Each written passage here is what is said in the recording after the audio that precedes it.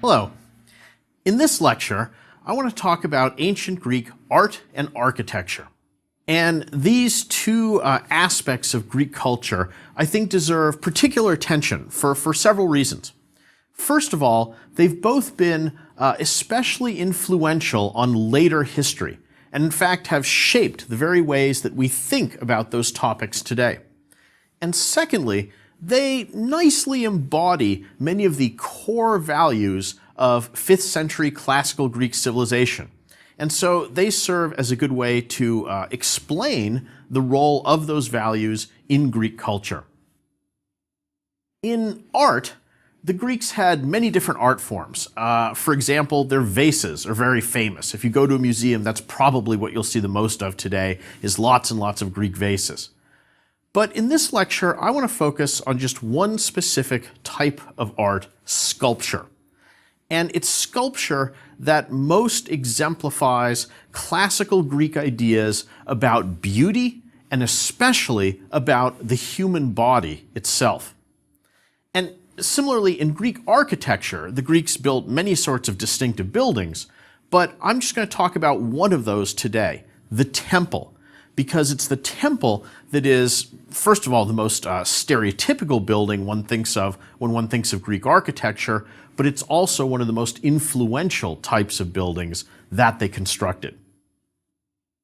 All right, there are three main chronological periods of ancient Greek art. And I'm going to talk about two of those today, and we'll come back to the third later, a bit later in these lectures. So let's start with sculpture.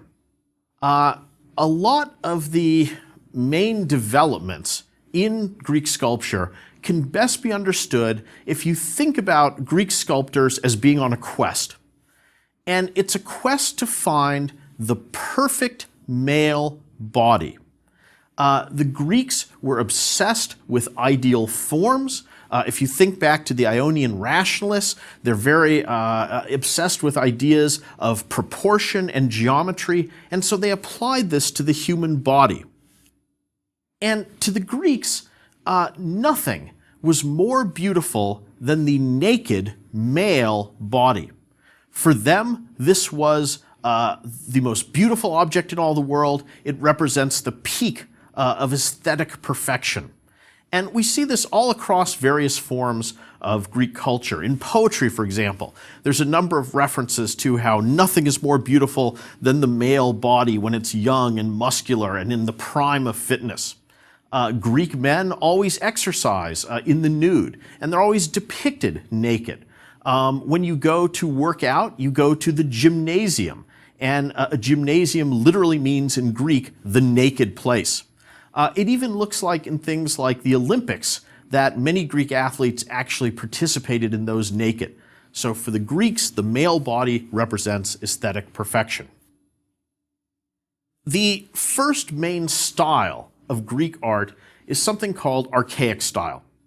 And it's usually thought of as having begun around 650 BC, though there's some debate about that. And then it ends at 500 BC. And in archaic style art, the typical statue you get is that of a full body of a young, athletic, naked male standing upright. Now, these are easy to spot if you go to a museum because in archaic style, they always have a very rigid posture. So the bodies will be sort of standing upright as if they're standing at attention.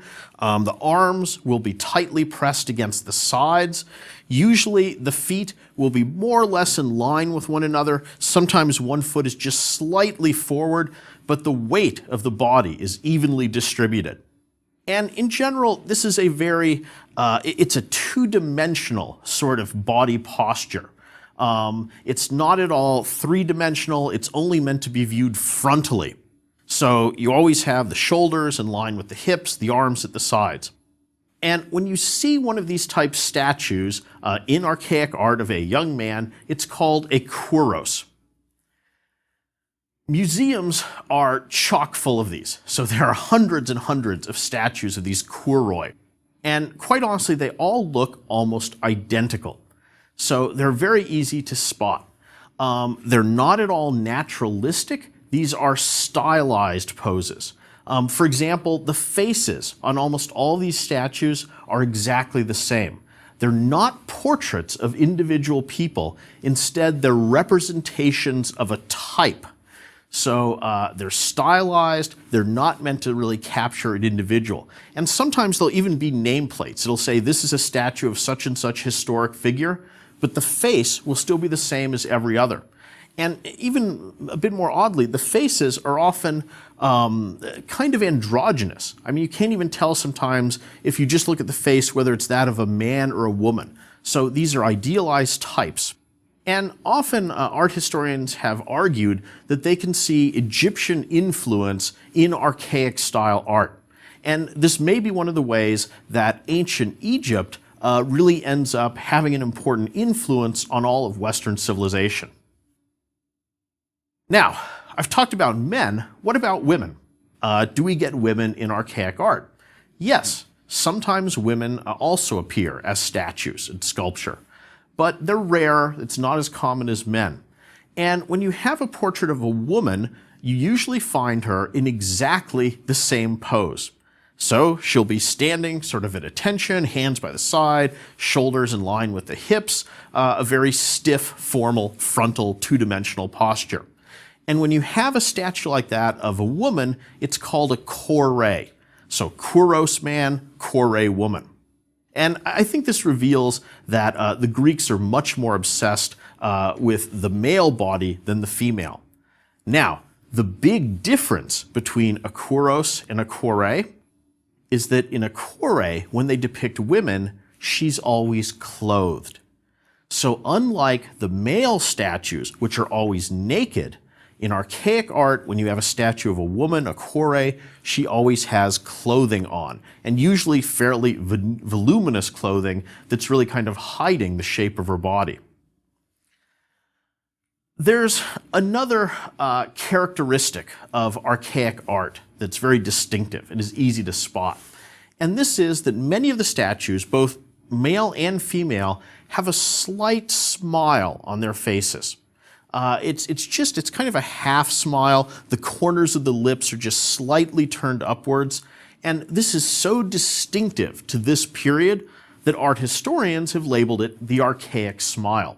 And it's a little bit mysterious looking, but it's another nice thing to look for if you're wandering through a museum and trying to identify what you're seeing. If you see that little smile, you can say, aha, archaic style of art. Now, let's move to the second main stylistic period or phase of Greek art. And this style is called classical. And it pretty much coincides with the 5th century BC. So from 500 to around 400. And it's classical Greek style that is most influential. This is the one that later eras particularly really fixate upon and look back to, and this is what they think of when they think of Greek sculpture or Greek art. And it's in the classical era that Greek sculptors finally fulfill that quest and identify what they think is the perfect male body. And they define this in terms of a set of mathematical proportions. So they have it defined in terms of, they think in the perfect male body, the length of the arm should be a certain ratio of the length of certain fingers, or the width of the shoulders should be a certain ratio compared to the width of the hips. And every part of the body is defined in mathematical, geometrical terms. And here again, we see very much the influence of Ionian rationalism.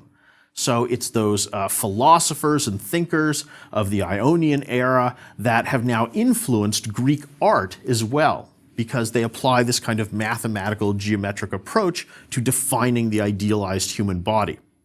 Now, the most famous example of these idealized proportions is found in a statue called the Doryphorus. And it's just a statue of a man naked again, just like in archaic art, dates to around 450 BC. And this statue gets copied over and over and over again, and in particular, its proportions get copied over and over and over again. In addition to having found the perfect proportions of the ideal naked male body, the Greeks of the classical era also come up with what they think is the perfect position or posture to display this body in. And this is something called contrapposto. It's a specific pose. And in contrapposto pose, what they do is they break free of that rigid stance that we saw in the kouros. So now, in the contrapposto pose, the statues are depicted with almost all their weight on one leg, and the other leg is extended forward.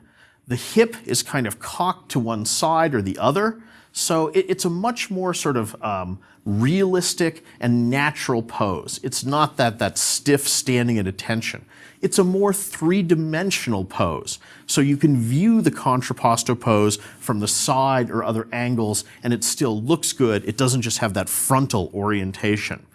And it's much more relaxed. I mean, it's really the way somebody might stand in real life, as opposed to that kind of unnatural position we saw in archaic art. And all of this adds to classical era sculpture a greater sense of personality and individuality. So there's more realism now. These start to look like separate people, not just types. Well, once the Greeks have hit on what they regard as perfection in terms of body proportions and this pose, they repeat it over and over and over again. I could show you literally dozens of photos of different statues, and every one of them would have those same set of proportions, and they will be in that contrapposto stance. And one of the things that later generations really look back at Greek art and admire about it is how it seems to embody or encapsulate certain contradictory impulses. And often art historians will express this in terms of tensions. So they'll say that in this art we see a tension between emotion and restraint, between movement and immobility, between a static condition and a kinetic one. So statues in the contrapposto pose, they look calm, but they have a sense that they're about to jump into motion or burst into movement. And that sort of coiled tension is something that people admire very much about Greek art of this period. The contrapposto stance and those proportions, as I say, are very influential in later art. So many other cultures who come along after the Greeks look at their statues and they're impressed by this, so they end up copying it as well. Just to give you a couple examples of this, the Romans, when they discover these Greek statues, they too think they're very impressive. And so they start to cast their statues with the same body proportions and the same position. For example, the single most famous image of a Roman emperor is a statue of the Emperor Augustus found at a place called Prima Porta.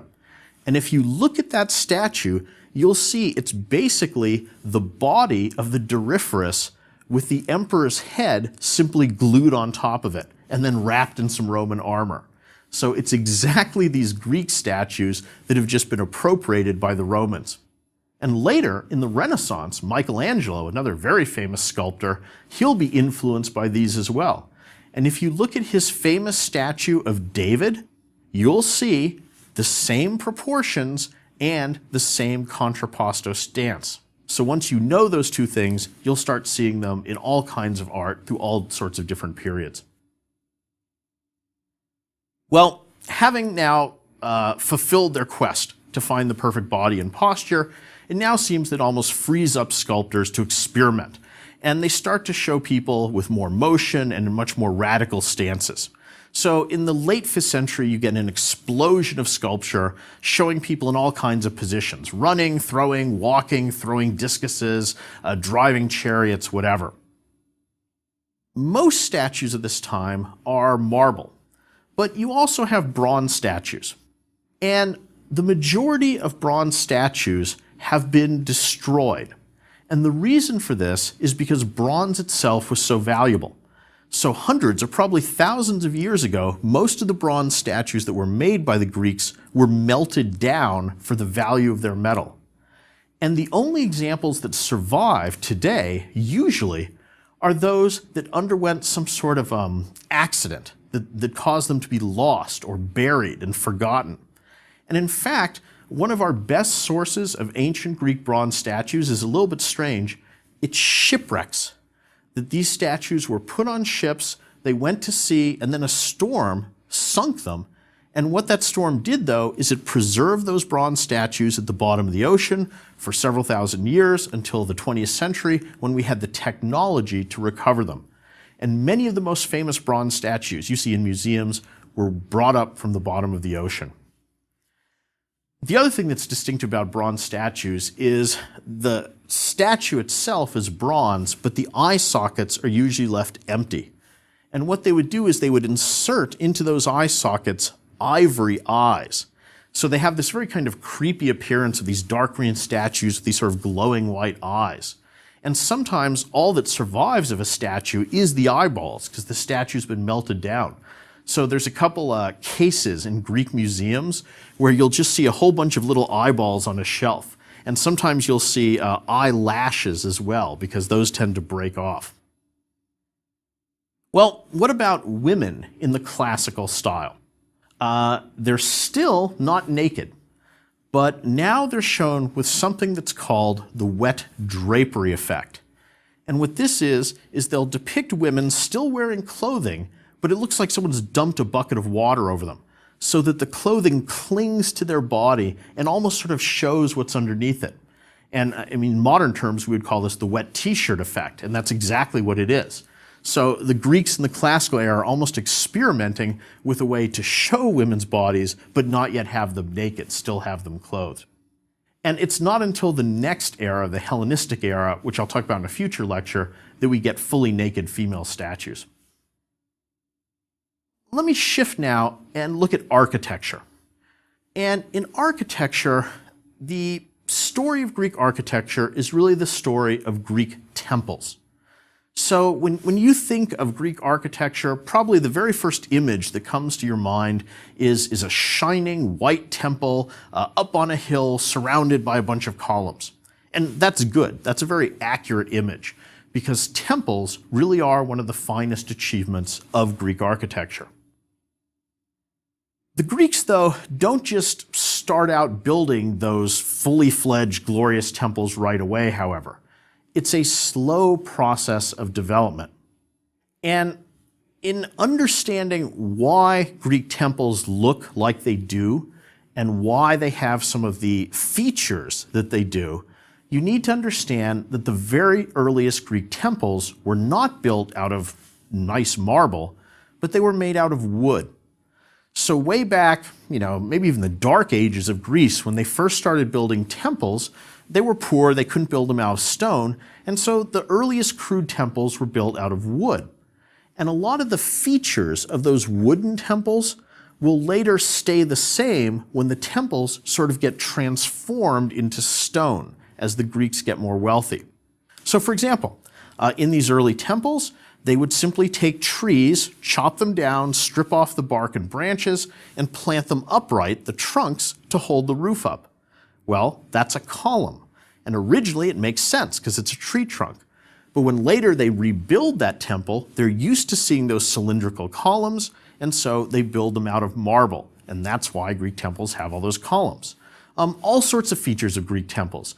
There's often these little marble pieces sticking out just above the columns. And originally, in the wooden temples, these were the ends of the wooden beams that held the roof up, and they would stick out. Now, when you turn it into stone, you no longer have those wooden roof beams, but they're used to seeing something stick out there, so they would put those on in marble.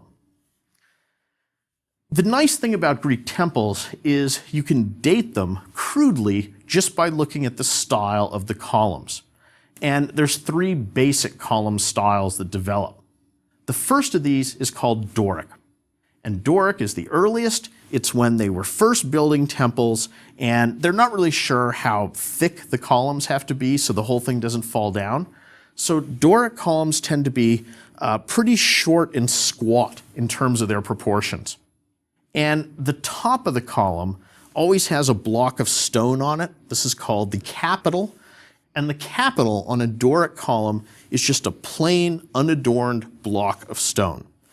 So if you see kind of short, fat column with plain stone capital, you know it's Doric.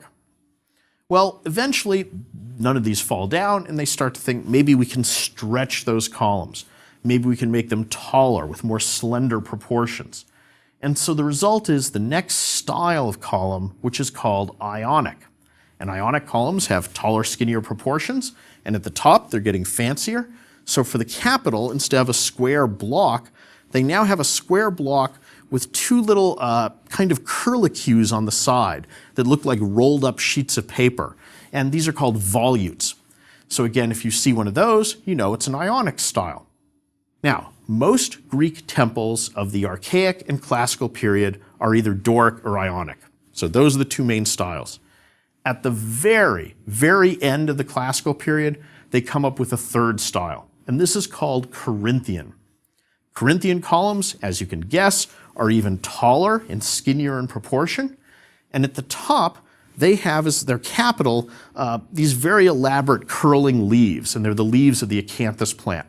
Now, I think there's only something like one Corinthian column in a classical era Greek temple, but later people, the Hellenistic era and the Romans, they'll build a lot of stuff out of Corinthian columns. Another important part on temples is the triangular shaped area above the columns and below the roof. And this is a zone called the pediment. And it's what you see when you walk into the temple. So this is an important site of decoration. And usually they'll put statues of the gods or things like that there. Another important space on a temple is the zone between the pediment and the tops of the columns. And in that band, you often have square panels called metopes. And the Greeks like to decorate the metopes with sculptural relief. And the most common thing you get here are battle scenes. Now, the theme of these battle scenes tends to be Greeks versus non-Greeks. So sometimes you'll see Greek warriors fighting Trojans, sometimes Greeks versus Amazons, warrior women, maybe Greeks versus centaurs, which are these half-man, half-horse monsters. Or, if they want to be subtle, they'll put gods versus giants. But you're, of course, meant to read the gods represent the Greeks, the giants represent the non-Greeks. In general, the Greeks are very self-aware of what they perceive as their differences from other cultures. And they like to see themselves as being more rational. So in a lot of their art, they express in visual terms this kind of theme of reason versus emotion, rational versus irrational. And that's not quite true. It's a little bit of a simplification, but it's a way that the Greeks like to see themselves.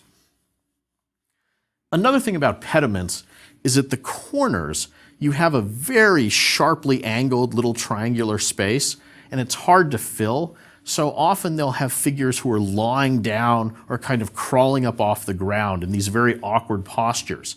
And when you go to a museum, these statues have been taken down off the temple and you just see them in the museum, and often people are puzzled why they're in these odd postures.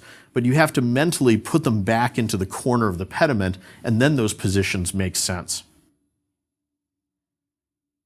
The most famous Greek temples are found at a site called the Acropolis. And this is in Athens, and almost every Greek city did have an Acropolis. An Acropolis was a piece of high ground.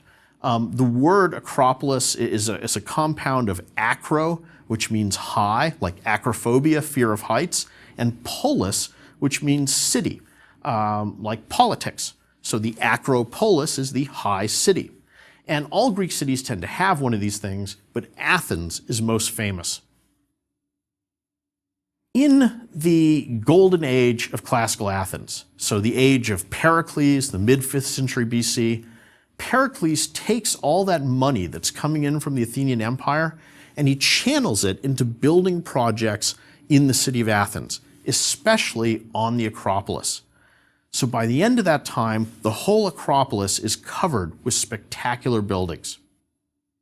And of these, the most famous is the main temple to Athena, the Parthenon.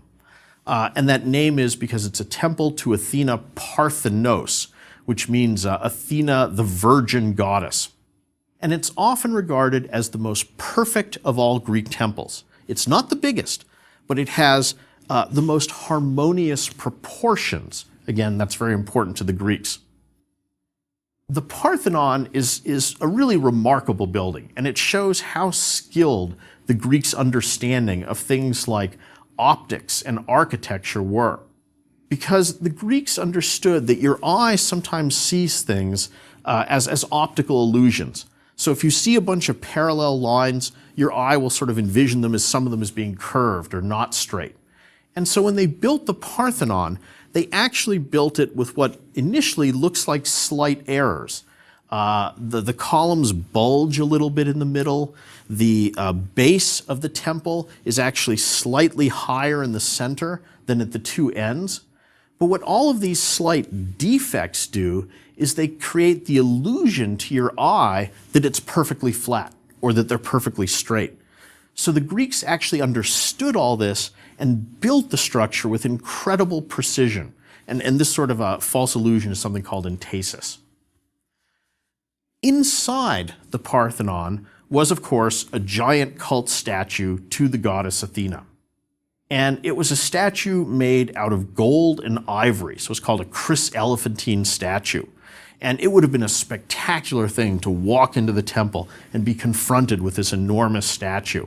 And temples were also used as basically treasuries. You would store all kinds of artwork, weapons, and various other things there. Now, something that it's very important for us today to realize is that even though when we go to museums or we look at buildings like the Parthenon, what we see is shining white marble, that's not the way the Greeks built it. The Greeks originally painted both their statues and their buildings. And they painted them in bright, garish colors. So think red, bright blue, gold. These originally looked a lot more like Las Vegas than anything that we see today. So we have to mentally restore all of this paint to the temples and to the statues. So the Greeks did not create these nice, restrained, white things that we like to think of. They originally had very, very bright coloration, both on their statues and on their buildings. The Parthenon has kind of an interesting later history. This wonderful temple, this wonderful building, almost survived intact up until the present. And the reason why it was preserved is that it starts out as a pagan temple, but then it was converted to a Christian church, and then later to an Islamic mosque. And so they kept this building as it was, and even its sculptures remained mostly intact. That is, they stayed intact up until 1687. And at that point, Greece was occupied by the Ottoman Turks. And the Turks used the Parthenon as a gunpowder storage facility. And, as you might expect, during an attack by the Venetians, it got set on fire and it blew up. And that explosion blew off the entire roof and knocked out the columns on one side. It got worse. In 1806, an Englishman named Lord Elgin went to Greece and bribed the Turks, who were still occupying the country, to let him steal as many of the sculptures as he could. And these were literally sawed off the building. So he chopped these sculptures off the Parthenon and he took them back with him to England. And if you want to see a lot of the Parthenon sculptures today, you have to go to the British Museum in London. And currently the Greeks have this big lawsuit going against the British where they're suing to get back the Parthenon sculptures, the Elgin marbles, and they've built a new museum in Athens to actually hold these things. We'll see where they end up in the end. All right, overall, Greek art and architecture then nicely reflect a lot of the core values of Greek society at this time. And they really embody some of the Greek ideas about beauty and about aesthetics. They also nicely illustrate that Greek interest in rationality, mathematics, and geometry that comes from the Ionian rationalists. And finally, the buildings they put up also reflect their views about the gods, politics, and just the social values. So we can learn a lot about the Greeks simply by looking at their art and their architecture. Thank you.